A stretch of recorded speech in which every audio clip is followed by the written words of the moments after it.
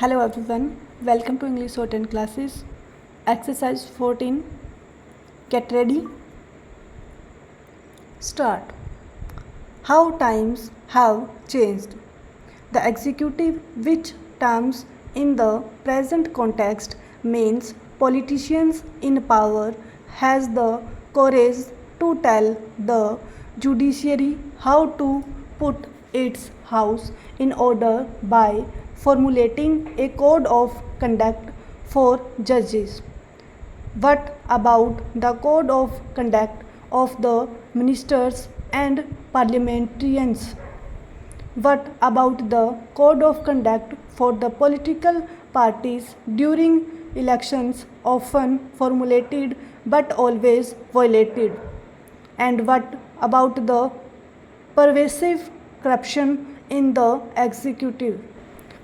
One would be inclined to tell the executive to practice honesty and uprightness before it preached, but one refrains from doing so because the sad phase is that the judiciary has deteriorated beyond belief and one no more feels morally confident in defending the institution. Look at the waning public support for the judges and the judiciary. When 3 Supreme Court judges were superseded, there was strong public protest against the move, and there were lawyers, public men, and journalists prepared to stand up and be courted. When there was the move the transfer High Court judges, this was viewed in the correct perspective as a serious attempt further to discipline the judges. This instrument was liberally used during the emergency, though because of the censorship, formal and informal, the fact of the transfer of 16 judges did not come to light. It was heartening to discover that there were brave judges in the High Court who were prepared to pay the price for their uprightness. The nation owes a debt of gratitude to them.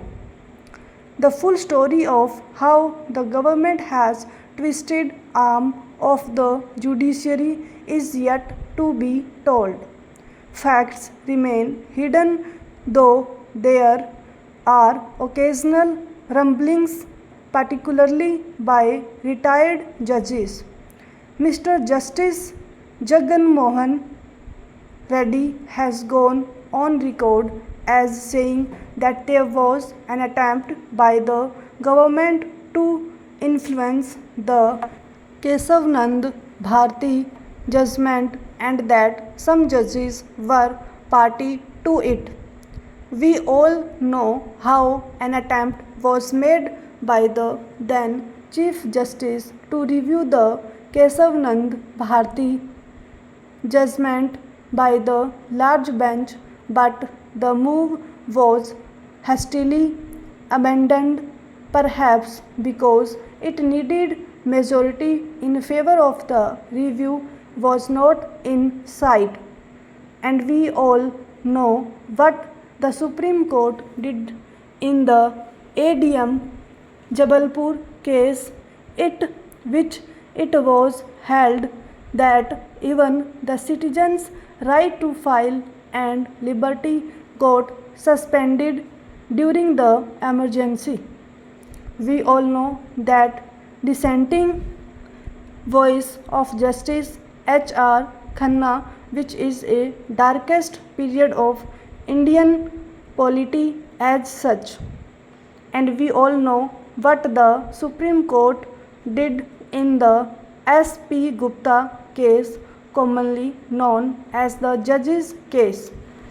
The judiciary surrendered its final right of appointment of the executive. One of the unstarted reasons was that some of the judges constituting the bench had more faith in the executive than in their own Chief Justice.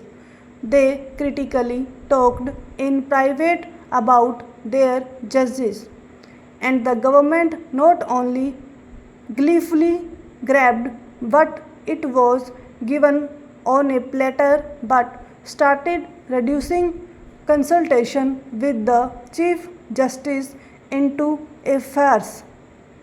There was willing and dealing or casual consultation on the telephone. Mr.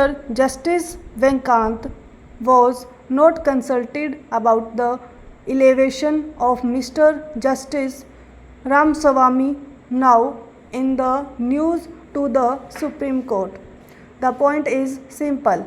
So long as the public was convinced that the judiciary was more sinned against that sinning, at least the more upright people came to its defense.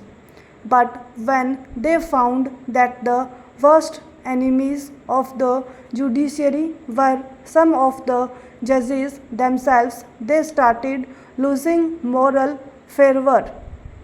Some of the retired judges did the rest. They spoke openly day in and day out about the fall in judicial standards and position. Honorable Chief Justice was persuaded that one way of cleansing the judiciary was to transfer about 80 High Court judges. A contempt case was moved against him in Mumbai, but the judgment went in his favor. Then there is Mr. Justice Krishna Iyer, who has been speaking bluntly about his robbed brethren and their various acts of omission and commission. The question of judicial accountability is a pertinent one. The Constitution put the higher judiciary on a pedestal. A High Court or Supreme Court judge cannot be punished for laziness or inefficiency or both. He cannot be punished for his lack of knowledge of law. All that can happen is some comments by a higher court or a large bench. And it is becoming increasingly clear that he cannot easily be punished for corruption either. He has to be impeached through a difficult process, now made much more difficult by the Supreme Court through its ruling on the subject. It is in this background that the Law Minister's suggestion for a code of conduct for judges needs to be viewed. The timing is perfect. Public sympathy for judges is virtually non-existent. Having rested all it wanted on matter of appointments and transfers, the executive is further trying to humiliate the judges by focusing public attention on their more soft sides. And the points chosen for the proposed code are empirically based.